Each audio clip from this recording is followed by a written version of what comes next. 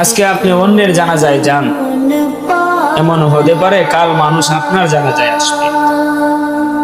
আজকে আপনি অন্য কাউকে কবরে দাফন করে আসেন, এমন হতে পারে আগামীকাল আপনাকে আমাকে কেউ না কেউ দাফন করে ফিরে আসবে।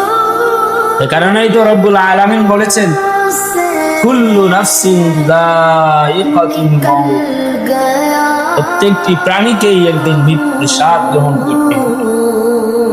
অন্য জায়গায় আল্লাহ রাব্বুল আলামিন বলেছেন,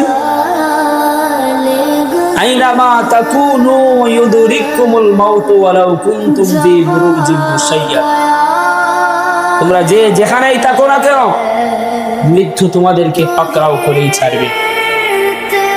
যদিও তোমরা সুদৃঢ় দুর্গে অবস্থান করো, মৃত্যু তোমাদেরকে একদিন পাকড়াও করেই ছাড়বে। ভাই, মৃত্যুর কোনো বয়স নাই। বৃদ্ধরাও মরে, যুবকরাও মরে, শিশুরাও মরে। মৃত্যু আগে কাউকে নোটিশ দিয়ে আসে, আগে বলে আসে না আজকে আমি চলে আসবো, এক সপ্তাহ পর তোমার জান কবজ করতে আসবো। মৃত্যু এরকম নোটিশ দিয়ে আসে। ফ্যামিলির কাউকে নোটিশ দেয় না, এ কার হক কি বুঝে নিবে, তার মৃত ব্যক্তির হক তাকে কে কতটুকু ফিরিয়ে দিবে, দিয়ে দাও, আমি এক সপ্তাহ পর তাকে নিয়ে যাব। এরকম ভাবে মৃত্যু কাউকে নোটিশ দিয়ে আসে।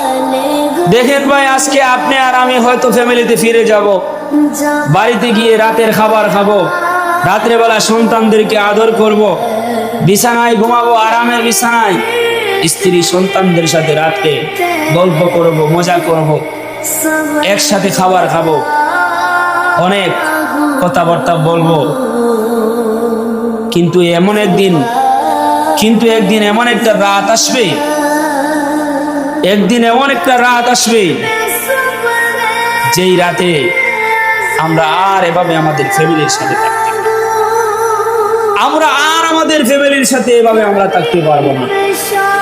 সেদিন আমাদের বিছানা ওই নরম বালিশ আর নরম তুষকের বিছানা হবে না, সেদিন আমাদের বিছানা হবে মাটি, মাটি হবে আমাদের সেদিন বিছানা,